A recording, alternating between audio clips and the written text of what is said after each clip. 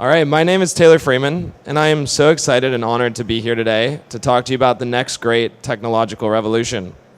Many of you know VR and AR as an entertainment platform that's best used for playing video games.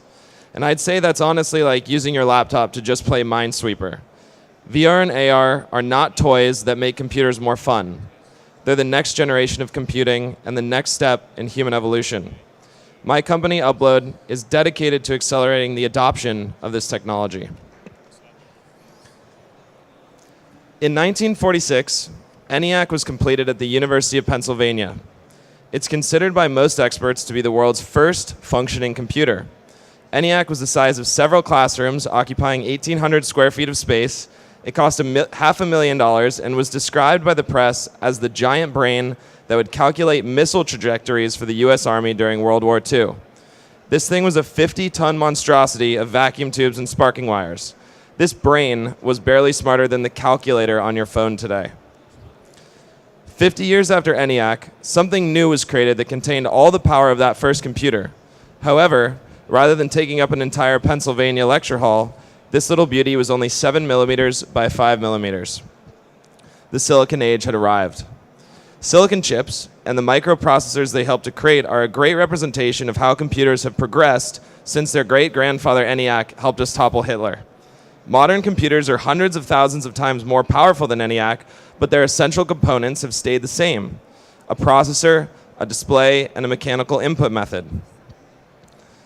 I'm here today to tell you that this traditional growth curve has come to an end. The next generation of computers are going to look and behave drastically different from anything we've seen before. We aren't going to type them, we're going to speak to them. We aren't going to watch their displays, we're going to enter their worlds, and we aren't going to place them on our desks, we're going to wear them on our face. Virtual and augmented reality is finally here. Let that sink in for a second. Something that was once the subject of movies and science fiction can now be purchased at your local electronics store. How crazy is that? The walls between the physical and the digital worlds are actively being torn down, and what's being created as these realities collide is a completely new style of natural, physical, and human-powered computing. These devices are the key to unlocking the next phase of human potential. I'll explain this more in just a second, but first, let me introduce you to one of these new wonders of the world: the HoloLens. This is an augmented reality headset that uses groundbreaking new display and camera technology to merge your world with the world of your computer. You don't interact with it through a keyboard, but through the natural usage of your voice and your body. I could bore you with technical specs for hours and still not explain it well, so instead, let me just show you this thing in action. So this is a video I shot last night, actually, in the Berlin airport as I was coming here to show you guys what I'll be seeing. Give me a second to set this up. So as you can see, the HoloLens allows you to place programs and holograms in real three-dimensional space, and it allows you to break free of the limitations of the static computer here. So for the rest of this presentation, I'm actually going to be conducting it from within inside the HoloLens to demonstrate just how powerful this technology really is. And so now, as a digitally enhanced human, everything I need is at my fingertips. So now,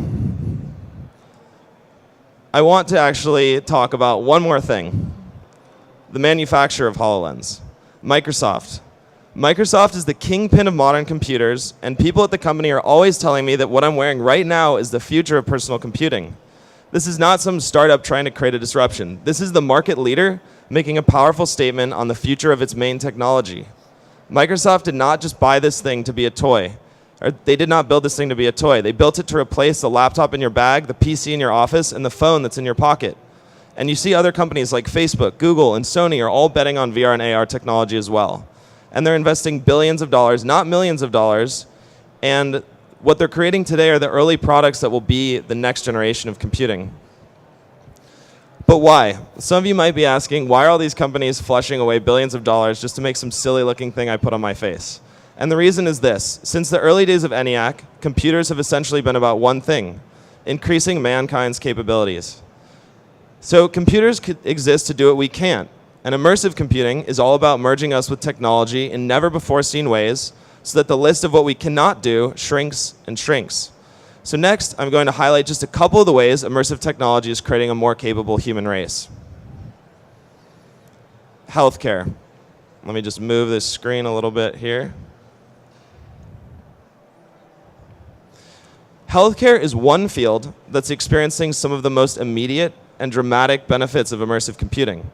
Physicians are already using VR and AR technology to develop new treatments, plan new procedures, and save lives that would otherwise have been lost. So here's just one example of this in action. So meet Tegan Lexon. Last year, her parents, Chad and Cassidy Lexon, were told that Tegan was going to die. She was only 4 months old. These are the hardest words that any mother or father could possibly hear. But unfortunately for Chad and Cassidy, they're going to be hearing them over and over and over again from doctor after doctor after doctor. Tegan was born with her heart placed too far to the left in her chest. The severity of her condition, combined with her dangerously young age, meant that, although they tried their best, no traditional surgeon could come up with any way to save her life. Distraught and desperate, Chad and Cassidy decided to attend one last consultation. The surgeon in question, Dr. Redmond Burke of Nicholas Children's Hospital in Miami, had a reputation for embracing experimental new techniques and overcoming hurdles that other physicians couldn't figure out. And so, once again, Chad and Cassidy strapped Tegan into an airplane, flew her across the country, sat nervously with her in the waiting room, watched anxiously as the doctor examined her, and waited without much hope for him to give the same answer as all the others, that there was nothing he could do to save their daughter. All these steps played out like clockwork, except the last one. Not only did Dr. Burke accept Tegan as a patient, but just a few days later, he'd successfully planned and completed an open heart surgery that repositioned the infant's heart into its proper place and rescued her from the brink of death. This is Tegan today to the left of her sister. Dr. Burke was able to save a child's life and restore her to her family. He was able to do what no other surgeon had even considered doing, and the secret to his success was not some multi-million-dollar piece of space-age medical technology. It was a $20 VR headset from Google. According to Dr. Burke, surgeons need to be able to visualize the entire procedure before they step onto the operating room. Other teams passed on Tegan because they kept running into the walls when trying to visualize her procedure. By taking the same 3D scan of Tegan that the other surgeons were capable of doing and uploading it to a program called Sketchfab, Dr. Burke was able to plan out his surgery in far more detail than he could have with any traditional 2D screen. In the doctor's own words, "I looked inside the headset, and just by tilting my head, I could see the patient's heart. I could turn it, I could manipulate it, I could see as if I were standing right there in the operating room." As Tegan's other doctors proved, without VR, her surgery would have been impossible and her life would have been over. This tech is the reason that a young girl gets to grow up, go to college, get married, have a career, and experience everything that life has to offer. This next generation of computers is creating a world where once fatal diseases are now curable and fewer parents are going to have to hear that their child is going to die. Tegan isn't the only one benefiting from the healing powers of VR. The Walk Again project started back in 2013 to help paraplegics recover the use of their legs. By pairing an Oculus Rift with a robotic system that responds to other functioning parts of the patient's body, the project has been able to restore partial sensations into these previously damaged limbs. Tegan was told she wouldn't live, and these patients were told their legs would never improve, but thanks to immersive technology, both of these statements have been proven false. Immersive technology is unlocking our ability to heal. So next, let's talk about education. Education is something that I'm incredibly passionate about. Just like computers, education has advanced only on the micro level, not the macro. Take a look at this picture of a classroom. Now take a look at this picture of another classroom decades in the future. Clearly, we haven't innovated very much on this system in the meantime. Things like smartboards have been found in some classrooms, but for goodness sake, most of them still use chalkboards. Literally, chalk and a board. After a few centuries, I think we could do a little bit better than rubbing a stick on the wall. Immersive computing allows us to abandon the physical world with all of its limitations and enter unrestricted digital playgrounds. Within these nirvanas of potential, a person can create and experience anything that the mind can imagine. So why read a textbook and try to memorize facts about the discovery of the atom when you can take a journey into the subatomic world? And why study something like the moon landing from a book when you can strap into the rocket and take to the stars with Buzz and Neil yourself? So to illustrate this point, I actually have a short video that I'd like to play. I believe that this nation should commit itself to achieving the goal before this decade is out of landing a man on the moon and returning him safely to the earth. No single space project in this period will be more impressive to mankind or more important for the long-range exploration of space, and none will be so difficult or expensive to accomplish.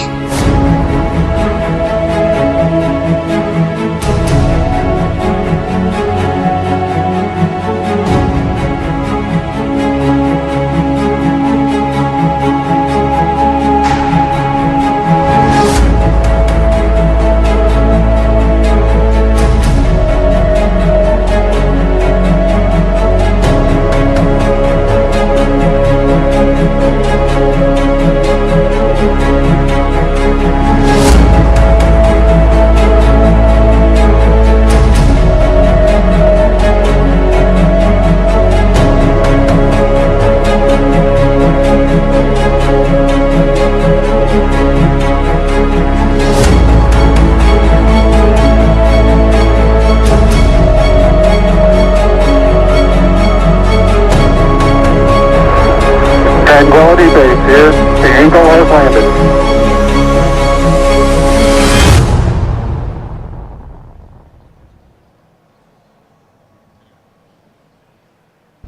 Hello. Apollo 11 is already receiving some serious acclaim, and for good reason. I must have studied the moon landing at least a dozen times in school, and as my report card can tell, I can't tell you anything about it. But now, after trying this experience, I can close my eyes and I can call up the memory of my own personal trip to the moon. It's not a fact pulled from a textbook. It's not a date scribbled on a note card, but it's a living, vibrant memory that actually happened to me. Experiences like Apollo 11 are just the beginning for immersive education. An entire new universe of possibility is opening to educators, and one that will majorly disrupt the system as we know it today. So in addition to changing how the students of tomorrow learn, it's also going to alter where and what they learn as well. And immersive technology continues to become more and more sophisticated. The day is coming when our classrooms will be without physical limitations. Instead, we'll enter virtual lecture halls with a professor that can take you on Magic School Bus field trips into the human body, back to the age of dinosaurs, or off to rendered versions of some of the world's most famous museums. And we'll be able to do all of this collaboratively and socially. So do me a favor and take a look at one more classroom. Now that looks different, doesn't it? That looks like the type of learning environment we should be seeing in our 2016 society. In spaces like this, students will not be limited by their proximity to a certain school, the financial ability to purchase expensive materials, or any of the other factors that have divided our classrooms for so long. They will be only limited by the creativity of their teachers and their ability to keep their eyes open. They'll learn about the world not just by reading about it, but by experiencing it for themselves. This newfound freedom will be enhanced by another emerging technology, artificial intelligence. The combination of immersive tech and AI will create a learning experience like nothing we've seen before. Because every action you take in a virtual world can be analyzed, AI can use that data to update lessons in real time in order to create the optimal learning environment. Each and every student will have the ability to receive a personalized education that evolves with them based on their individual learning style. And they'll be able to enjoy all of it in a digital world with unlimited possibility. Immersive technology is unlocking our ability to learn. I'd say it's a little bit better than chalk on a chalkboard. So before I close out, I want to talk briefly about your brain on VR. A word that's often used in this space is presence, and presence refers to the moment when your mind accepts a VR experience as reality rather than a digital simulation. Presence in VR is the reason why people still avoid ledges and jump away from threats while using a headset, even though nothing is actually there. I'd like to take the next minute to explain how that happens as best I can, and please keep in mind that I'm not a scientist. Back in 2012, when the Oculus Rift was just a glimmer in young Palmer Luckey's eye, the Institute of Cognitive Neuroscience and Department of Anatomy and Developmental Biology at University College London published a paper entitled The Human Hippocampus and Spatial and Episodic Memory. Now I know that's a mouthful, but the results are very simple. The hippocampus is the section of the brain that deals with processing space, navigation, and memory. These scientists were trying to see exactly how it dealt with navigation in 3D space. The researchers found that they got better results from studying subjects in VR headsets than they did from any experiments involving 2D screens. The hippocampi of students in the London study were far more active during the VR portions of their experiments. The conclusion seemed to be that the brain applies the same spatial, navigational, and memory subroutines to VR experiences that it does to actual physical 3D space. All of this is simply to say that after you leave a VR experience, when you think about it, your brain is recalling memories of places it believes you've been, not images it believes you've seen. So VR's ability to trick our brains at this level means that science fiction concepts of an alternate digital reality indistinguishable from our own are not only possible, but tantalizingly close. Immersive technology is unlocking our minds. So I want to wrap this up by asking everyone a final question. I've asked this question to over 100 people and received some truly fascinating responses, and now I want to ask all of you. Imagine a child that was placed inside of a VR simulation the moment she was born. A child that was raised not in the physical universe, but in the unlimited metaverse.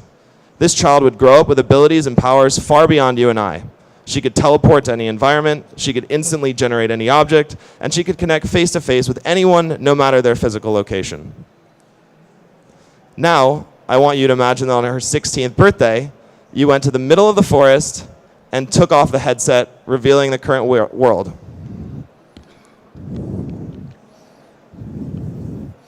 So the question is, would that be the most inspiring moment of her life, now that she's able to connect with true reality, or would it actually be the most paralyzing now that she's lost all these superpowers that she's become so accustomed to? And so, no matter what you think her reaction would be in that moment, my question to you is this. Is there something we can learn from that story? I would say yes. I would say that we can learn how truly limited we are as humans at this point in history, and how truly unlocked our minds will become as we move into the age of immersive technology. Healthcare and education are just two examples of this emerging technology and how it's unleashing our potential. But enterprise, travel, design, engineering, commerce, fitness, communications, and creativity are all being revolutionized by these devices as well. I firmly believe that one day we'll all feel like that child raised inside of a headset. When we look back on today, years from now, we won't be able to believe that we ever interacted with a flat 4-inch screen with our data. Technology does not stop advancing. In fact, it's only accelerating, and that's some of the best news that we could hear. What's happening now is transforming us into a new and improved civilization, and this is only the beginning. We are becoming a digitally enhanced species, and our relationship to technology is changing. It's becoming more useful, more powerful, and infinitely more human. Thank you.